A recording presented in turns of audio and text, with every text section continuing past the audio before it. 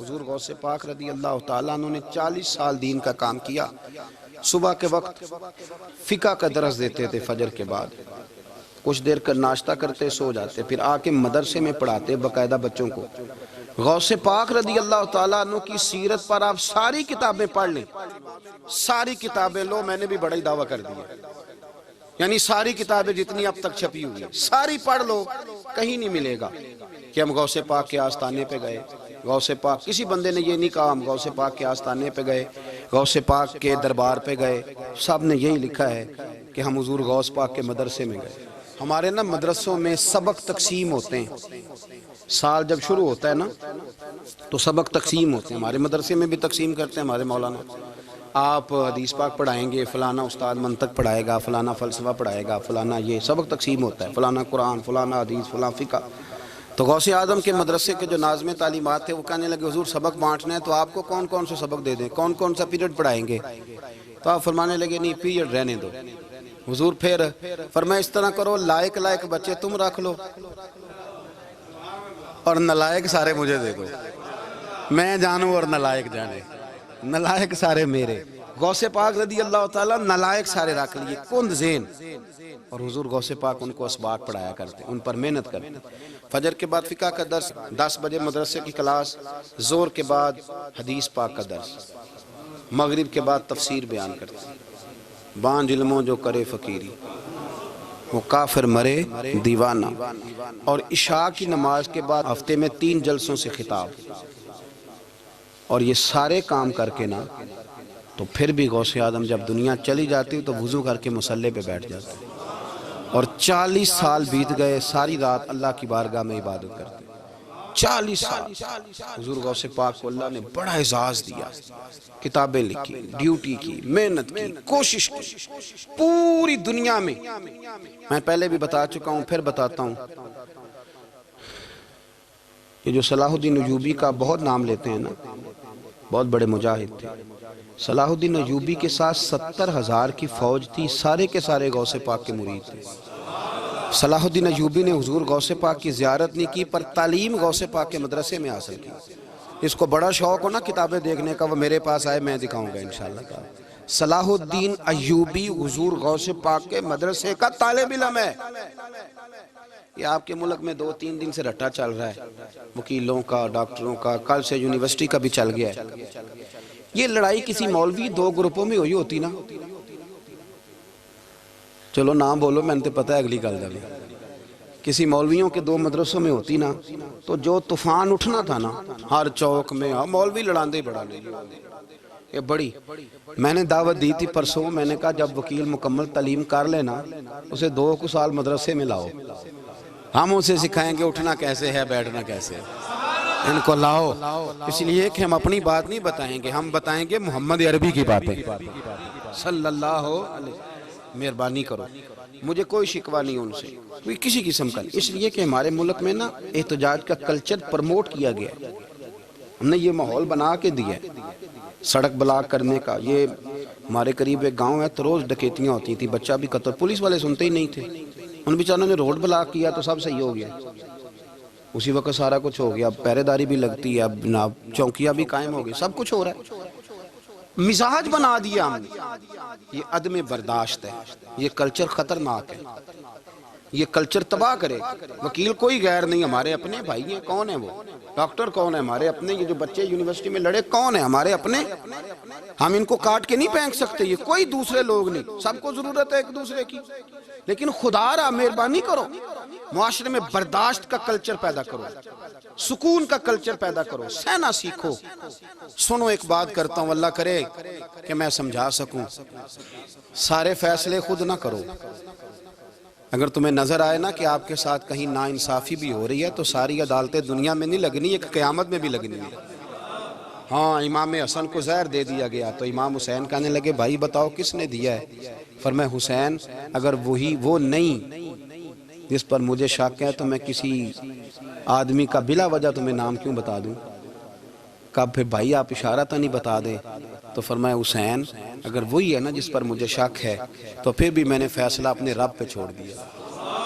فرمایا میرے رب سے زیادہ بہتر فیصلے کرنے والا کوئی موجود کچھ فیصلے اللہ پہ چھوڑ دیں.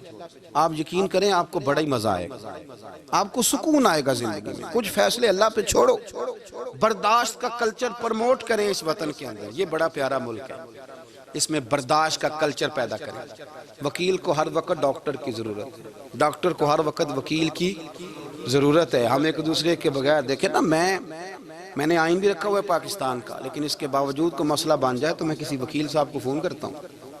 میرے دوست ہے, میں پوچھتا ہوں کہ یار یہ مسئلہ ہے, اس کا کیا حال ہے. ہم مل کے رہتے ہیں معاشرے میں. برداشت کے کلچر کو پروموٹ کریں, پیار کریں, محبت بانٹیں.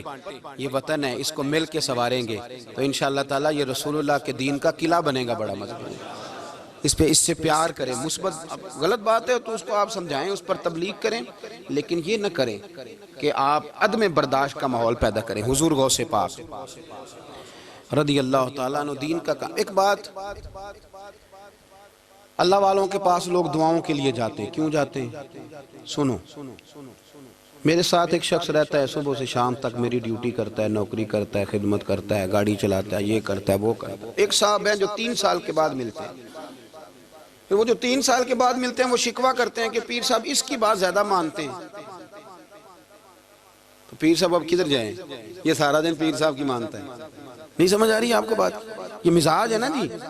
ایک بندہ سارا دن دنیا داری کرے, مال کمائے, پتہ نہیں جھوٹ بولے, بڑا کچھ کرے, اور ایک اللہ کا ولی جو اپنا بنائے کچھ نہ, سارا دن رسول اللہ کی باتیں کرے, سارا دن اللہ کے دین کی خدمت کرے. وہ بھائی وہ جب ہاتھ اٹھاتا ہے نا تو پھر اللہ اس کی بات کو قبول کرتا ہے. کچھ میرے خاص ہیں, کچھ تیرے خاص ہیں, تو کچھ رب کے بھی خاص ہیں. اور اس پر بھی میں پہلے آیت پڑھ لوں گا تاکہ دلیل مضبوط ہو جائے. اللہ فرماتے ہیں واللہ یختص برحمتہ من یشاء. فرمایا میں نے کچھ بندوں کو اپنی رحمت سے اپنا خاص بنا لیا. کچھ بندے اللہ کے بس اللہ کی بارگاہ میں وہ دعائیں کرتے ہیں تو اللہ قبول فرما لیتا ہے. پتر اللہ ہی دیتا ہے, لیکن اللہ کا ولی دعا تو کر سکتا ہے نا. اللہ کا ولی, میری بات کی سمجھ آ رہی ہے؟ بیٹا کون دیتا ہے؟ اللہ. حضرت محدث اعظم رحمۃ اللہ علیہ کے پاس ایک شخص نے آ کے کہا جی ولی اللہ بیٹا دے سکتا ہے؟ آپ فرمانے لگے ولی اللہ اللہ سے ملا سکتا ہے؟ جی وہ تو ہے ہی ولی اللہ, تو اس نے ملا دینا ہے. تو فرمایا جو اللہ سے ملا دے بیٹا تو چھوٹی سی بات ہے. تو دیکھ نہ کہ جو اللہ تک تجھے لے گیا تو پھر پتر پیچھے رہ گیا. لیکن بیٹا دیتا کون ہے؟ بول کے بتائیں, بول کے. اللہ دیتا ہے. دعا کون کرتا ہے؟ اللہ کا ولی دعا کر دیتا ہے. بی بی آ گئی روتی ہوئی غوث پاک کے پاس, کہنے لگی 6 بیٹیاں ہیں. خامد اور سسر کہتے ہیں کہ 7ویں بھی بیٹی ہوئی تو طلاق دے دیں گے. تھوڑا سا اگر بندہ مالدار بھی ہو تو پھر وہ ہمارا دماغ جہاں مرضی چلتا ہے نا جی. یہ جہالت آج بھی بہت ساری جگہوں پہ پائی جاتی ہے. تہذیب سکھاتی ہے جینے کا سلیقہ, تعلیم سے جاہل کی جہالت نہیں جاتی. تو رو پڑی. حضور غوث پاک رضی اللہ تعالیٰ عنہ نے بلایا اس کے شوہر کو بھی اور سسر کو بھی. فرمایا یہ دیکھ, یہ تو اللہ کے کام ہے, جس کو چاہے بیٹیاں دے, جس کو چاہے بیٹے دے. تو جو نہیں مانتے پھر غوث پاک کی بھی نہیں مانتے. انہوں نے کہا جی نہیں دی, میں تو نکاح کروں گا. چلے گئے تو غوث پاک کی بارگاہ میں وہ بیٹی اور اس کا باپ اور اس کی ماں پھر آئے, کہنے لگے حضور مہربانی فرمائیں. پھر اللہ کے ولیوں کے پاس ایک قوت ہوتی ہے جس کا نام مصلی ہے. مصلی بہت بڑی طاقت, بہت بڑی. حضور نے فرمایا دعا صلاح المومن, فرمایا دعا مومن کا ہتھیار ہے. یہ مومن جب ہاتھ اٹھاتا ہے تو پھر عرش کا مالک دروازے کھول دیتا ہے کرم کے. حضور غوث پاک نے مصلی بچھا لیا اور رو پڑے, کہنے لگے مالک کریم اس بی بی کے دل میں کس نے بات ڈالی تھی کہ عبد القادر کے دروازے پہ جا. دیکھیں منانے کا انداز, منانا آتا ہے نا. اللہ کس نے اس کے دل میں بات ڈالی کہ عبد القادر کے دروازے جا, کس نے ڈالی؟ اور مالک اگر تو نہیں ڈالی تھی تو کیا تو اب اپنے عبد القادر کو رسوا کرے گا؟ اگر تو نہیں بھیجا ہے کہ ادھر جا تو اب تو رسوا کرے گا؟ حضور غوث پاک رضی اللہ تعالیٰ نے دعا مانگ کے چہرے پہ ہاتھ پھیرے, بچی کے سر پہ ہاتھ رکھا, فرمانے لگے پتر جا, مجھے امید ہے اللہ نے 6 بیٹیاں دی ہیں تو 7 بیٹے بھی عطا فرمائے گا. تو بی بی کہتی ہے پھر رب نے فضل فرمایا اور 7 ہی بیٹے عطا فرمائے. پھر 7 ہی بیٹے رب کریم نے دیے. تو جو اللہ کی مان تھا پھر اللہ بھی اس کی. تو اس میں اختلاف کی کیا بات ہے؟ یہ سادی سی بات ہے. ایک بغداد کا سوداگر تھا, بڑا مالدار تھا. ایک دن اس نے بغداد کے سارے علماء اور مشائخ کی دعوت پکائی تو غوث پاک کے پاس بھی آیا. کہنے لگا حضور شام کا کھانا ہے. آپ نے اس کا چہرہ دیکھا تو وہ رو پڑا. کہنے لگا بغداد کے پیر انکار نہ کرنا. آپ نے فرمایا تو جا میں آؤں گا. شاگرد مرید کہنے لگے حضرت جی آپ بڑی مشغولیت تھی شام کو. فرمایا اتنا بڑا آدمی جب رو پڑتا ہے تو لگتا ہے بڑا مجبور ہے, چلیں گے. شام کو جب اس کے دروازے پہ گئے تو کھانا بھی اس نے چنا تو ساتھ اس نے ایک ٹوکرا ایک صندوق بھی لا کے رکھا, اوپر سے خالی. جب غوث پاک نے اٹھ کے دیکھا تو اندر اس سوداگر کا بیٹا, اس تاجر کا بیٹا, دونوں ٹانگوں سے معذور, دونوں ہاتھوں سے معذور, ایک ہی بیٹا اپاہج ہے. وہ تاجر رو پڑا. کہنے لگا حضور بڑی دنیا جانتی ہے بڑا مال ہے, پر جب تنہا بیٹھتا ہوں تو کھول کے روتا ہوں. وہ بے نیاز ہے نا, ساری زندگی کے بعد ایک بیٹا دیا تو وہ بھی اپاہج ہے. حضور بال سفید ہو گئے. لوگوں کی اولاد بڑھاپے کا سہارا بنتی ہے. میں بوڑھے وقت میں اس کو اٹھا کے پیشاب پخانے کے لیے لے کے جاتا ہوں. بغداد کے عبد القادر سنا ہے جب تو دعا مانگتا ہے تو رب قبول فرما لیتا ہے. تو مہربانی فرما اگر میرا پتر ٹھیک ہو جائے, میرا زور کوئی نہیں مالک, بے نیاز ہی بڑا ہے, اگر مہربانی ہو جائے. تو غوث پاک نے پھر مصلی بچھایا.